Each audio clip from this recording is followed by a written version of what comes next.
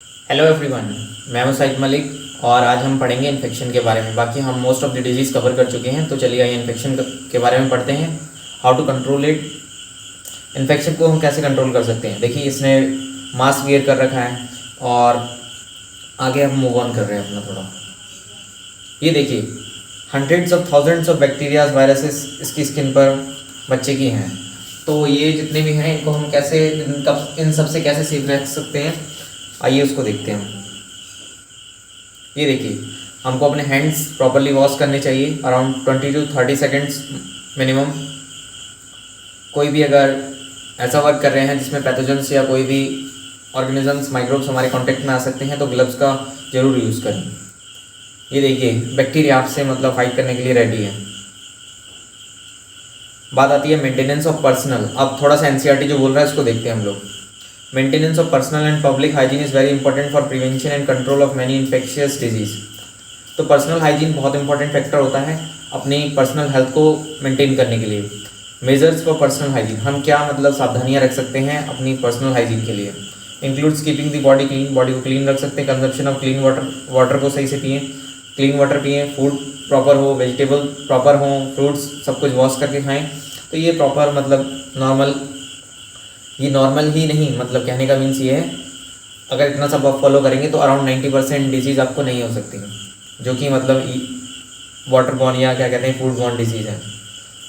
Public hygiene includes proper disposal of waste, excreta, periodic cleaning and disinfection of water, reservoirs, pools, cesspools and tanks and observing standard practices of hygiene in the public catering.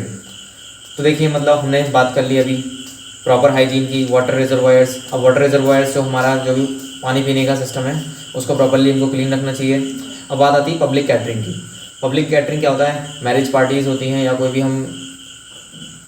भी ceremony करते हैं तो हम लोग को large scale में peoples gathers होते हैं, तो फिर वहाँ पर जो लार्ज स्केल में जो फूड बनता है तो उस फूड में जो मतलब यूटेंसिल्स होते हैं और जो जितना फूड कुक हो रहा है तो उसका मतलब जो भी उसका होस्ट कर रहा है तो उसको मतलब प्रॉपरली देखना चाहिए कि मतलब सब कुछ ठीक चल रहा है ना, प्रॉपर हाइजीन चल रहा है नहीं चल रहा है, क्योंकि वहाँ पर थाउजेंड्स ऑफ लोग आएंगे और जब वो सेम फूड खाएंगे तो बॉटलिज्म हो जाएगा, फूड पॉइजनिंग हो जाएगी, डिफरेंट टाइप्स की डिजीज़ हो जाती हैं। तो इस सब का ध्यान हम लोग को खुद भी रखना चाहिए। These measures are particularly essential when the infectious agents are transmitted through food and water such as typhoid, amoebiasis and ascariasis। तो इन सब चीज़ का हम अगर ध्यान रखते हैं प्रॉपर्ली तो जैसे टाइफाइड जैसी मतलब डिजीज़ हो गई जो कि प्लाज्मोडियम वाइवेक्स सैल्मोनेला टाइफी से होती है, एमीबियासिस और एस्केरियासिस जो रिंगवॉर्म की डिजीज़ है, तो इन सब डिजीज़ से हम बच के रह सकते हैं। In case of airborne disease, अब बात आती है एयरबॉर्न डिजीज की, सच एज निमोनिया और common cold. In addition to the above measures, close contact with the infected persons और their belongings should be avoided. अब एयरबॉर्न जितनी भी डिजीज़ है जैसे कोविड-19 हो गया, निमोनिया हो गया या अपना डिप्थीरिया हो गया, तो इन सब डिजीज़ में हम क्या कर सकते हैं, फिजिकल कॉन्टैक्ट पर्सन से दूर रहें, अराउंड 6 फीट का हम मेंटेनेंस बचा के रखें, प्रॉपरली मास्क का यूज़ करें। तो ये सारे फैक्टर्स हो गए जिससे हम सेफ रह सकते हैं। For disease such as malaria, filariasis, these are transmitted through insect vectors. Most important measures is to control eliminate the vectors and breeding places. अब बात आती है डिजीज़ लाइक मलेरिया जो कि प्लाज्मोडियम फैल्सिफेरम वाइवेक्स और ओवेल से होता है, तो इन टाइप की डिजीज़ से हम कैसे सेफ रह सकते हैं। सिंपल सा मेथड ये है, जो इसके वेक्टर्स हैं उनको हम कंट्रोल करें। जैसे मलेरिया किससे होता है, मॉस्किटो से हो रहा है, और अपना जितना भी चिकनगुनिया, निफा वायरस, जिका वायरस जो मॉस्किटो से हो रहे हैं तो हम उसके वेक्टर को ही ख़त्म करें ना।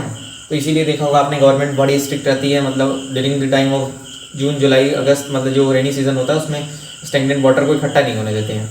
मेन रीज़न यही है।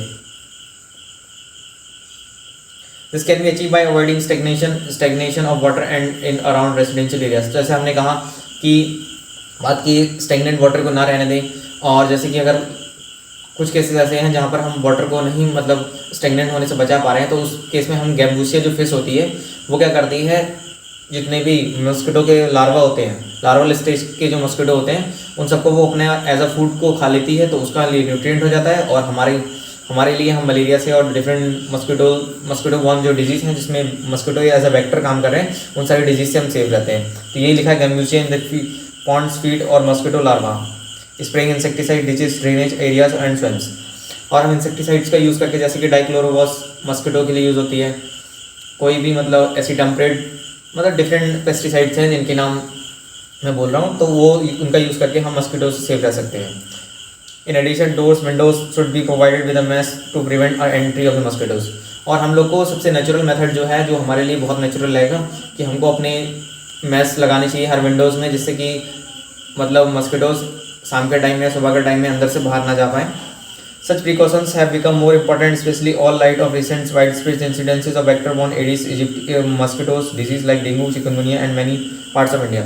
तो ऐसे इंसिडेंट्स हम जैसे देख रहे हैं, तो हमारे लिए इम्पोर्टेंट हो जाता है कि हम इन इंसिडेंट से कुछ सीखें और उसके बाद में उसको अप्लाई करें और इन सारी डिजीज से हम सेफ रह पाएँ।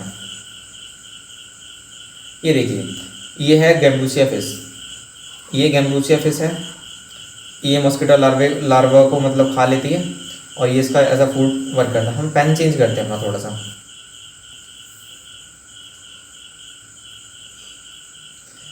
The advantage made is in biological science have armed us to effectively deal with the many infectious disease। और ये जो फूड चेन वाली जो एडवांटेज है, ये हमको काफ़ी सारे मतलब हेल्प करती है कि हम एक ऑर्गेनिज्म से दूसरे ऑर्गेनिज्म को मतलब बायोलॉजिकली कंट्रोल कर पाएँ। The use of vaccine and immunization programs. Okay, हमारे पेन में कुछ प्रॉब्लम आई।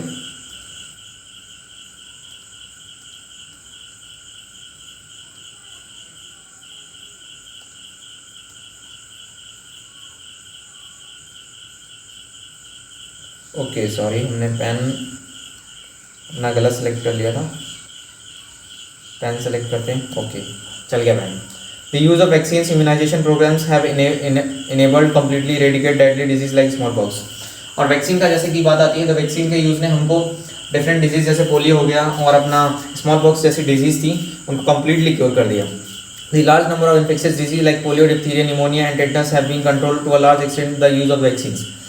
वैक्सीन्स क्या होते हैं? वैक्सीन्स मतलब एक ऐसी आर्मी हमारी बॉडी तैयार कर देती है, मतलब ऐसे केमिकल्स होते हैं जो कि किसी बैक्टीरिया वायरसेस के अगेंस्ट काम करते हैं, जो स्पेसिफिक होते हैं।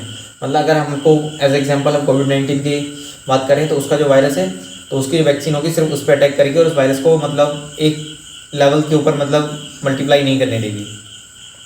Biotechnology is at words making available newer and safer vaccines. और with the help of biotechnology हम दिन प्रतिदिन नई वैक्सीन्स बनाए जा रहे हैं। Discovery of antibiotics, various other drugs has also enabled us effectively treat infectious disease. और डिस्कवरी, जब एंटीबायोटिक्स की डिस्कवरी हुई, तो इसने मतलब हमारे लिए काफ़ी सारे रास्ते खोल दिए कि हम नई डिजीज़ को या डिफरेंट डिजीज़ जो हमारे पास में अवेलेबल हैं, उनको हम कैसे ट्रीट कर सकते हैं with the help of antibiotics. अब बात आती है इम्यूनिटी की। तो इम्यूनिटी को हम नेक्स्ट लेक्चर में कैरी ऑन करेंगे। इस लेक्चर में हम यहीं से यहाँ तक फिनिश करके और अपना मूव ऑन करेंगे इम्यूनिटी पर। इम्यूनिटी के बाद में डिफरेंट डिजीज़, कैंसर और अपना HIV की बात करते हुए और अपना दूसरी डिजीज़ जो है हमारी अल्कोहल अब्यूज़ जो है हमारा पार्ट है NCERT क्लास 12 की बुक में, तो उसको हम कैरी ऑन करते हुए और अपनी नई डिजीज़ की तरफ, फिर नए चैप्टर की तरफ चलेंगे। तो पढ़ते रहिए, मेहनत करते रहिए। Have a great day ahead, all the best.